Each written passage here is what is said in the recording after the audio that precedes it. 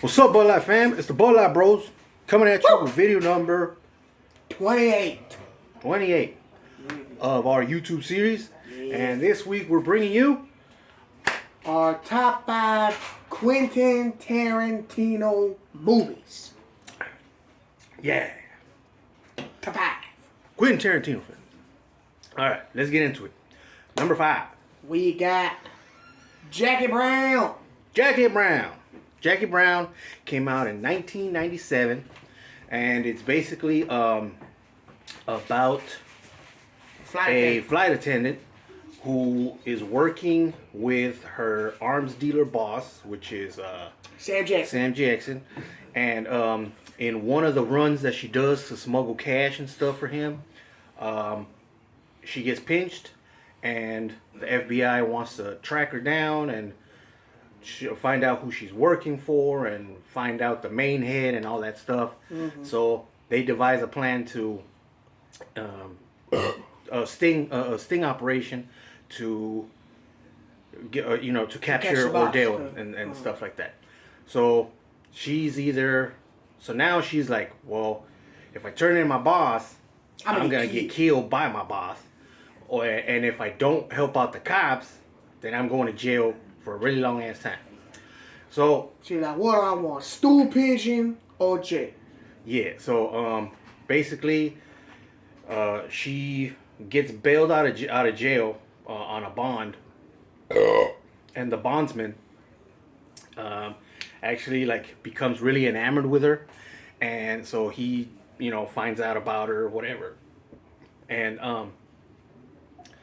I guess they devise a little plan themselves to say F both of them. Yeah, keep the money and run. And run, yeah, basically. And in between all that, yeah, they set up Ordell. He ends up getting shot. The cops get what they want. He's a dead man anyway, and they think that the money, somebody stole it or whatever. Mm-hmm. I don't know. It just happened to work out that way. Yeah.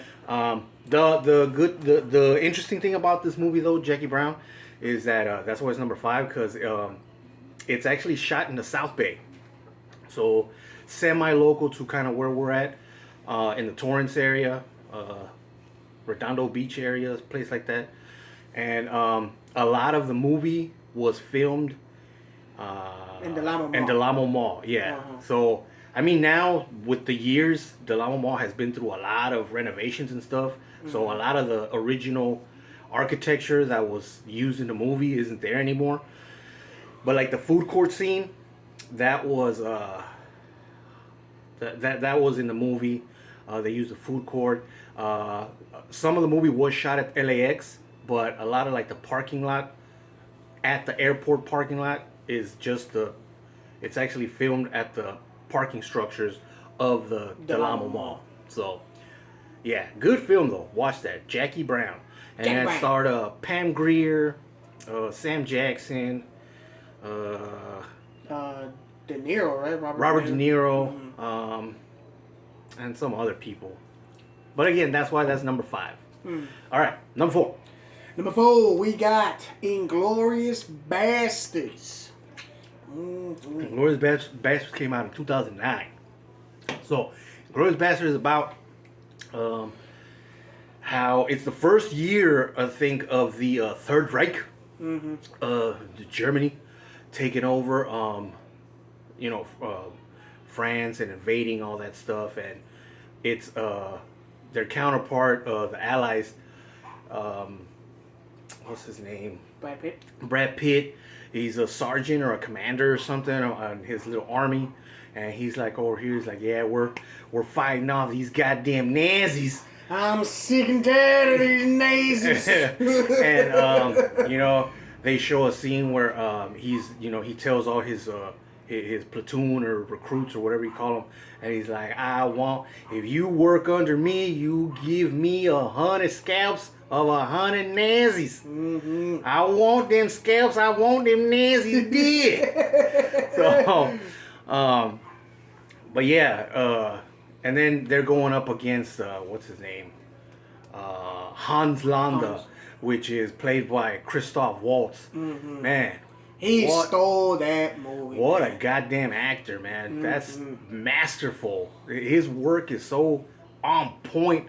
It's like, god damn, like the scene where he goes and interrogates The dairy farmer. yeah, the dairy farmer who's who knows that he knows that he's Hiding. yeah, Jews. hiding Jews and stuff. And like the way he breaks them down, he asks for milk.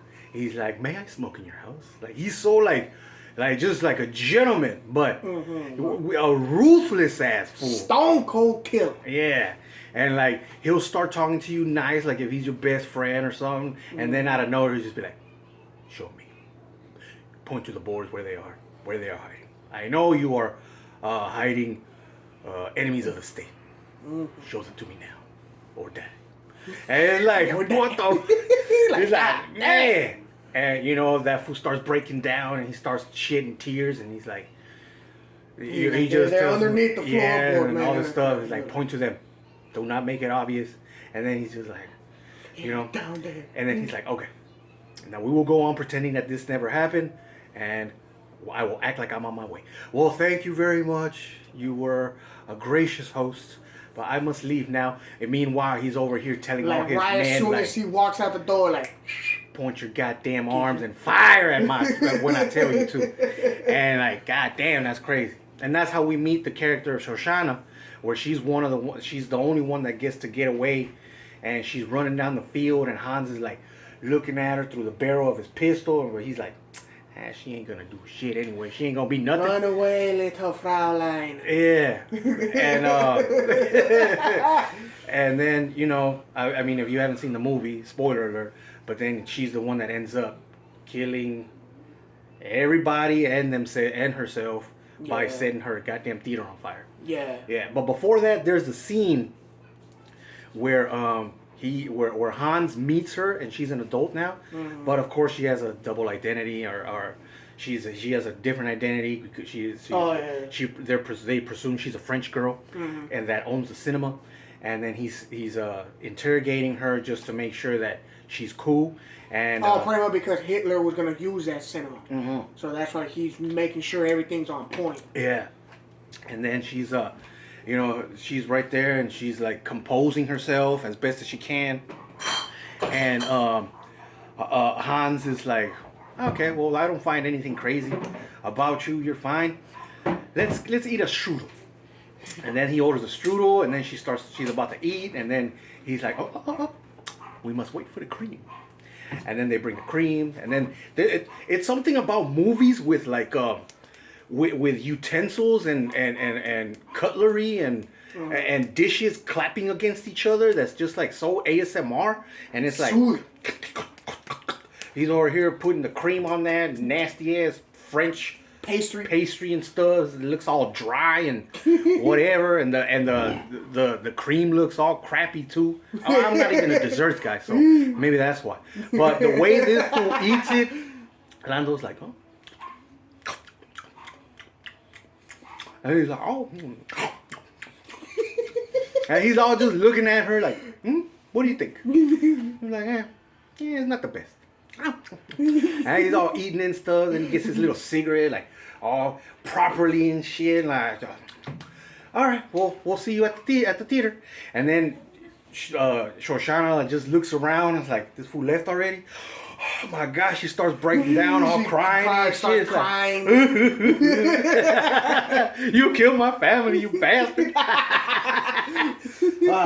But yeah, man, that's and then like I said, at the end, I spoiled the ending for you guys. Yeah, Everybody dies. Everybody died. Like Yeah, and then America wins. yeah, and then but yeah, at the end, there's another funny scene with Brad Pitt and Hans, where he kind of scalps him, and he draws that big ass swastika. He cuts a swastika. He knifes it in, so like giving him a placazo. Like he did that to everybody. Yeah, that, all like, the Nazis. That were Nazis. So if you were alive, if you got the chance to live, everybody knows that you're a piece of shit asshole who was a Nazi. Yeah. So that was number 4. Glorious Bastards. Number 3, we got Django Unchained. The Django? Mm-hmm. The Django. Now, this came out in 2012. And, of course, this stars Jamie Foxx, Christoph Waltz again, Samuel Jackson again, Leonardo DiCaprio. And I forgot the girl's name. Hildy. What girl? Was Hildy? Oh, Carrie Washington or something like that? Something like that. Yeah, the wife. So basically, what this movie is about, Django Unchained. It's it follows an ex dentist who's of German. He's a German descent, and he's a German bounty hunter. So he finds out he's on the look for a trio. A trio of brothers. Trio, yeah. The Brittle brothers. That now changed their names, but he caught wind that Django, played by Jamie Foxx again, used to be in the plantation that they were once working at. So he tracks down the chain gang that he's at, and he basically interrupts, and he's like, he asks like, "Hey, is anybody here named Django?"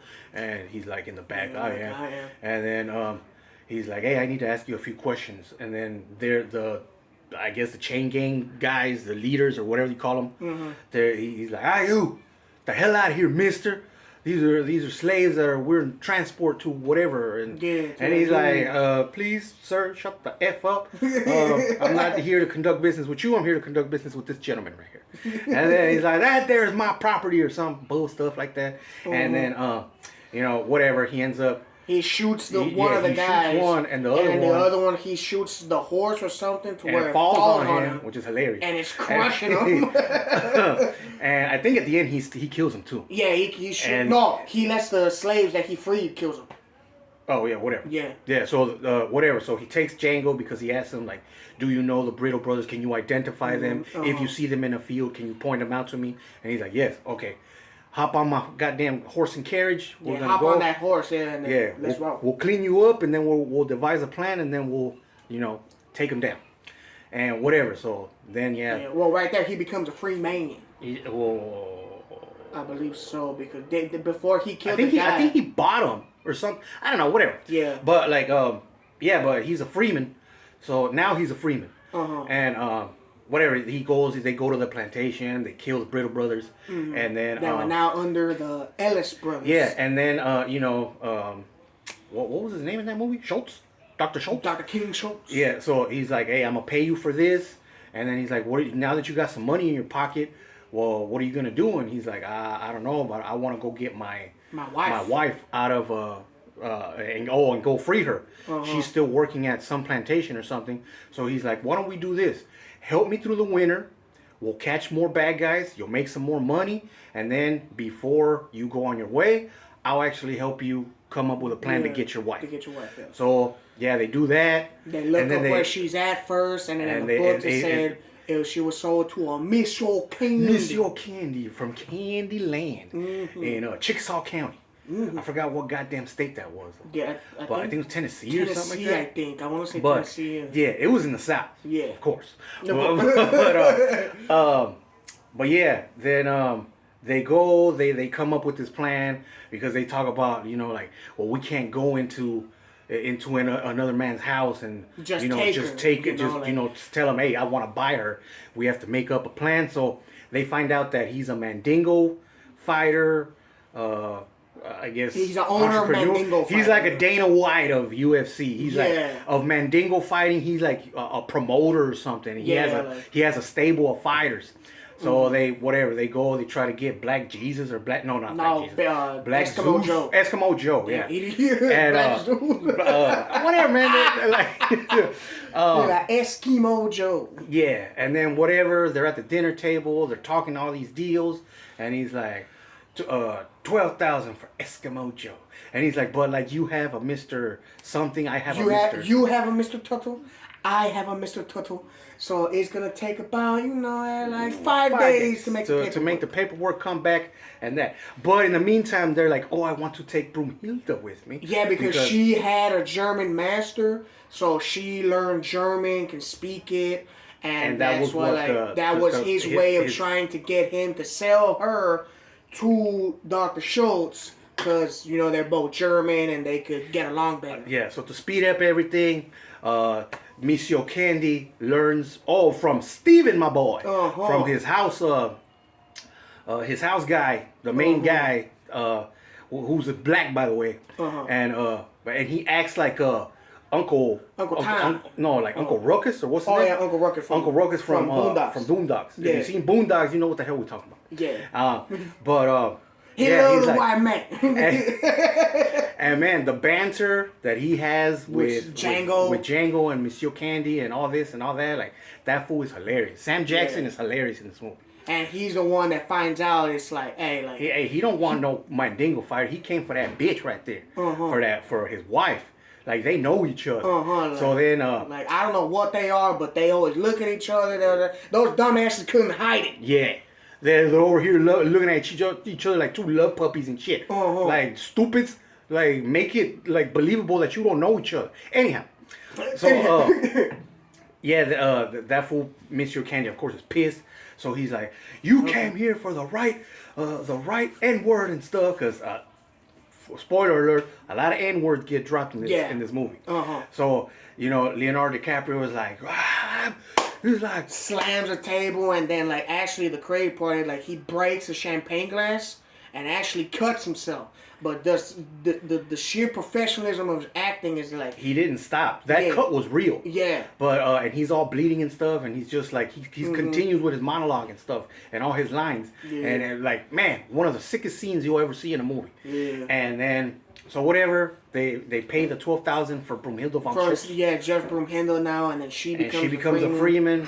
And then like even all though like kinds of stuff goes down. Yeah, like the main part that kills it or that badass is that Dr. Schultz is so pissed off that he knows that Leonardo DiCaprio knows he won, but he still just wants to rub it in his face. It's like, hey, if you don't shake my hand, like the deal is off. And he's like, you really want me to shake your hand? He like, I insist. He takes out his little hooker pistol and shoots that fool in the heart. He's like, he falls, and then you see Sam Jackson over here. He like, no! He's like, they killed my body. But anyhow, that's why shooting happens. War goes on. They try to kill Django and all this stuff. Somehow, somehow he gets out of. He surrenders. Django surrenders because they have his wife hostage. When he's sold to the brothers, which is Quentin Tarantino's character in that,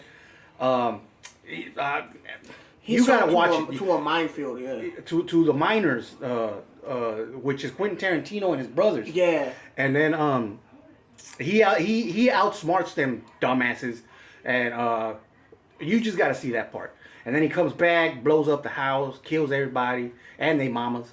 And then at the end, you see him going out and getting away with his wife and stuff. And then before that, though, you see the little horse that he's on. He's over here crip walking. He's over here dancing, doing his little dancing thing. Like click clack click clack, Nick. Oh shit! And you fucking dumb. Shit, man. Hey, whatever. It is what it is. But this fool's right here. He goes along, and anyway, that's Django. That was number 3. Yeah. Number 2, we're trying to go as fast as we can because we don't got a lot more time. But number 2, we got Once Upon a Time in Hollywood. Now this movie came out in 2019, and basically it's about. Whoa. It's in the late 60s, and it's basically during the time where Hollywood is shifting from westerns to more different times. Yeah, so they're going from their western era and all this stuff, and the hippie era is dying, and they're moving on to, they want younger actors, they want new projects, they want sci-fi stuff, whatever came out in the 70s. Yeah. And basically, the main character, Rick Dalton, also played by Leonardo DiCaprio, is throughout the whole movie he's dealing with the fact that he's a has-been. Pretty much. Has-been. Like he's at the tail end of his career, and that's why he's over here stuck being just heavies on on those type of shows. He's doing spaghetti westerns. He's basically just He's not pulling in the leading roles anymore. Yeah. So And the only role he can get now is being a heavy, which is being the protagonist. No, being the bad guy. Or being the bad guy and or antagonist. My fault. Being an antagonist and just getting killed off. Like, so, not a lot of screen time, not a lot of fame anymore, and yeah. Yeah, and then basically he goes and there's a scene where he goes to go see some guy Mr. Al Pacino. Al Pacino's character, which I forget his goddamn name. Yeah. Schwartz, something like that. Schwartz. I don't know. That's an ongoing thing in that movie, where they always pronounce his name like Schwartz. But anyhow, he tells him what's what, and he tells him, "Homie, you're a has-been. You're letting yourself get played by the industry. All they do is they want to see your character die off in every project that you're in. And then next thing you know, you're gonna be in spaghetti westerns. Yeah, and then he's which was Italian westerns. Yeah, and basically he goes and that's where you get Operazione Dynamite, because he's in one of those movies. But anyway, yeah, he goes and With Cliff? Oh no, well it's funny at the end of that scene. He comes out of the restaurant and his buddy Cliff Booth, which is played by Brad Pitt, he tells him like, "Hey, what's going on? What'd he tell you?" "I'll tell you what the hell he told me. He told me I'm a goddamn has-been." And he's smoking a cigarette all frantically, and then he starts like crying, and he's like, and Brad Pitt's like, "Hey, here, take these glasses. My glasses. Don't cry in front of the Mexicans." Yeah, and then whatever, he goes home, and then he finds out that he's actually living next door to Roman Polanski, which is one of the top directors at the time. Yeah, he directed that movie, Rosemary's Baby or something like that. He was supposed to be a big shot in that time, but and his wife is Sharon Tate or whatever. So he's like, you know what? I could be invited to a pool party, and I'm one conversation away from being in the next Roman Polanski movie. For being what he said. So then, fast forward. This also has to do with the Manson family of the murder of Sharon Tate in real life, but there's a little spin-off where instead of they murder Sharon Tate, they're trying to murder Rick Dalton for an altercation they had. Yeah, so basically, these guys. So the whole movie is we follow Rick Dalton, and he's doing all this, he's doing all that. And then also on the side, the Manson family. Yeah, the Manson family. Their crazy stuff. They're weirdos and crazy people, and they're a cult. And then their plan was to kill Roman Polanski and Sharon Tate and anybody living in that house on a Cielo Drive.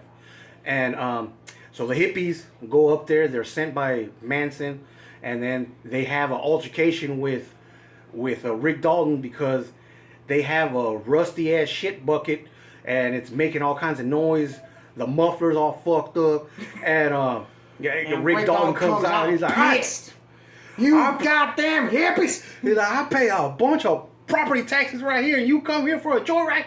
What are you doing here, huh? Who are you came to see? Who's saying shit? They're like, oh no, we just got lost. Oh, you guys are just looking for a dark spot to smoke. Smoke them tweeds.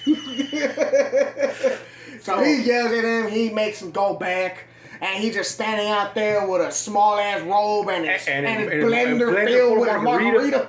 And he's like, now you get the hell off my private road. You understand? So then, you know what? We're going to stop it right here because this is not... we're not going to be able to finish it before the 25 minutes. We'll come back and do a second part of real quick. Yeah, because both this one and the next one we're going to talk a lot about. Yeah, and they deserve their own time. So we're going to... Pause right here, and we'll be right back. Yeah. Stay tuned for part 2.